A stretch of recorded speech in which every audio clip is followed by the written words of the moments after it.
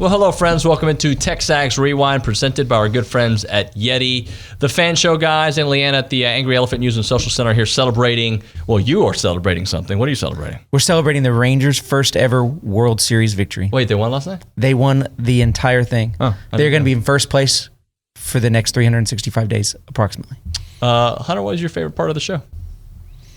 Always McGee and Swope. You got to choose somebody else. Kelly was your favorite part talking of about the show? his dad. Okay. That was nice. That was good. That was nice. That was Cool. I don't cry. I don't get emotional. That's not my thing. But I might have had a tear in my eye when my dad. Yes, you did. That was awesome. Leanna, what was your favorite part? I enjoyed the optimism. I'm excited for this weekend. I mean, Rangers just won, and we're all feeling lucky, aren't we, guys? Yeah. Yes. Yeah. Feeling good. We'll see. So just check it out. We have all that. Plus, we had OB celebrating that Rangers victory. That and more here on the TexAgs Rewind. You texted me. I didn't see it when you texted me, but there was a text that said, I'm headed to the Angry Elephant. Right, because I was going to stay at home and watch until I felt confident. Yep. And I didn't feel confident until Marcus Semien hit the home run to give him a 5-0 lead. So, All in the ninth inning. yeah, so it was funny because Irma was already in bed. And I said, I'm going. She said, you can't go this late. I said, the hell, I can't. You know, this may never happen again. It's been 50-something years. I'm going to go celebrate. She said, well, let me get up and go with you in case, because I can't hold my liquor probably, even though I thought I did fine. I think it's our Luke Evangelist. I believe it was Luke who tweeted, what a good couple years for Metroplex sports. Rangers went to the conference finals, I think last year. Not Rangers, excuse me, Stars went to the conference finals last year. The Mavs went 2 seasons ago. The Rangers won the World Series. There was another one he put on there, and we'll see what the Cowboys do to finish out this year, but it's been a nice start for them. Yeah, if the Aggies win and the Cowboys beat the Eagles this week, it'll be like the perfect football week for me. Or sports week for me. What if I told you that your Rangers World Series victory meant the Aggies would struggle again and the Longhorns would win the national championship? Do you still take that Rangers championship? What do you mean? I'm not going to make you answer define that. struggle again. I don't know. 6-6.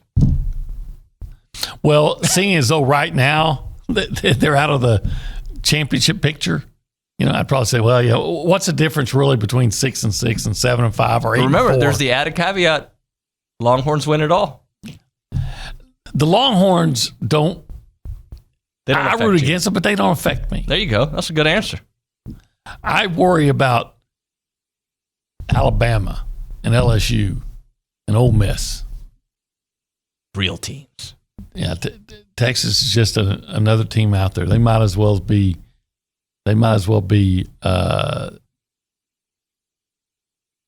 Cal, as far as I'm concerned.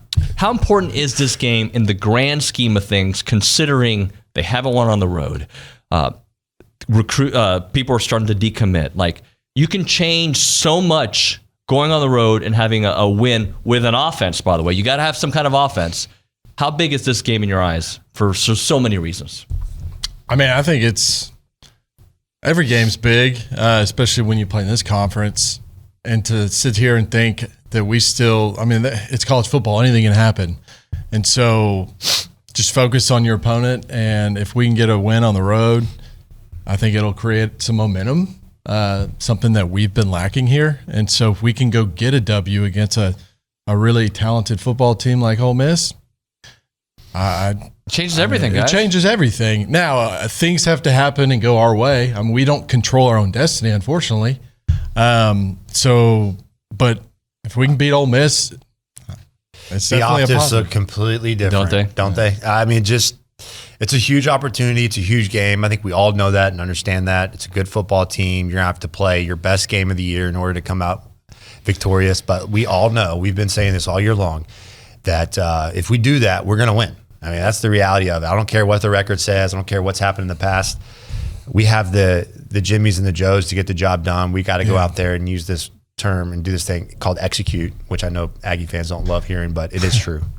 Nick, if you can, put the schedule up. I just want to show you something here, guys, because if A&M does win against Ole Miss, all right, that means that you will have beaten, there we go, South Carolina. You had the bye week, South Carolina, Ole Miss, We all feel pretty confident about Mississippi State, at least at the moment. I feel like at home, that's a game A&M should win. And ACU, all right? So we're talking about a 4-game win streak heading into LSU. Obviously, you got to play the games, right? There's nothing, this team especially, there's nothing you can take for granted. But you talk about the optics. That means you're going into to LSU at 8-3 with a chance to win your 9th game on the road. And now you've won on the road, broken that streak.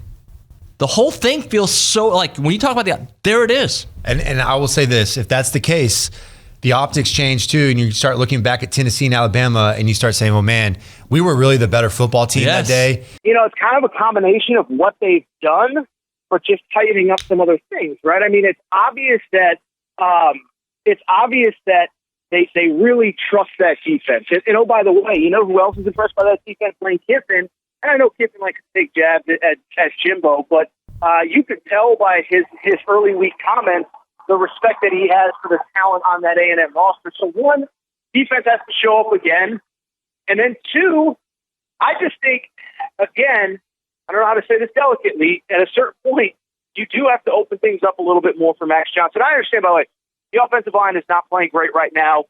You can't have Max Johnson make it 7-step drops every single time he throws the football, but you just have so much talent on the perimeter, and you can see every time Anaya Smith catches the ball, every time Evan Stewart catches the ball, they just want to make a big play for this team. So figuring out a way to protect Max Johnson getting rid of the ball, make a couple plays to open up the run game, and then just, again, really consistency on offense. Because, and by the way, this is a team I think you could do it against. I think Ole Miss is good defensively. I don't think they're elite by any stretch of the imagination. But it's consistency on offense because the defense has lived up to its end of the bargain. They're playing incredible. Multiple guys that I think you could argue are playing at an All-American level. Now it's time for the offense to kind of step up and do some of their work as well. 2%ers. Ooh. Guys. 2%ers because I have a different outlook on a football game than you. You can 2% my butt for 31 years as a season ticket holder and going to all those football games and road games. Yeah. Get out of here. Hey, 2%ers, we've lost 100% of the games we played on the road since 2014. So ranked road game. Sorry. Streaks are ending, guys. Hey, and I was at the 2014 road game at Auburn where we won it. So Kyle Allen? 2%er right here. Yeah. So here's the app.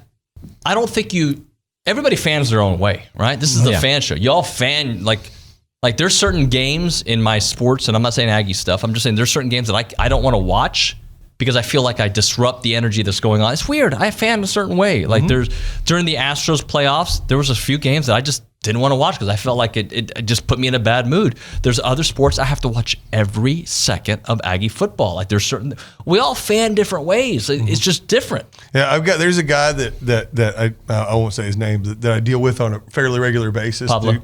And he wears his Aggie ring on his left hand.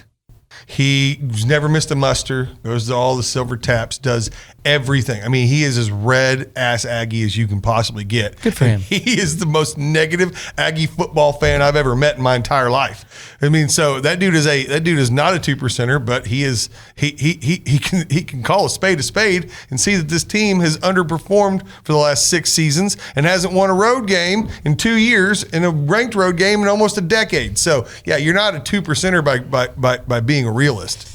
But we all get hurt. You were just talking about you feel the pain after a loss. Absolutely.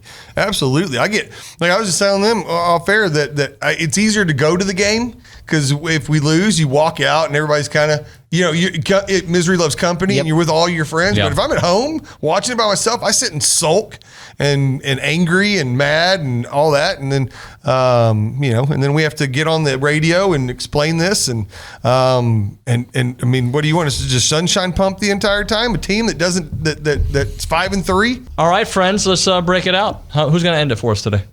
I think Matt. Okay. No, let's give him honors. Well, in honor of the Rangers World Series win, you need to subscribe, comment what you think about the fan show. Obviously, it's going to be very positive. There'll be a thread on that. None of us are 2%ers. So comment, subscribe. Did I miss one? I'm sure I did. Tell your friends. Tell your friends. Yeah, share. It's good. And you can rewatch it when you're in the deer blind or duck blind this weekend. Good luck to everybody going hunting. Yes, See you next sir. time. Thank you, guys.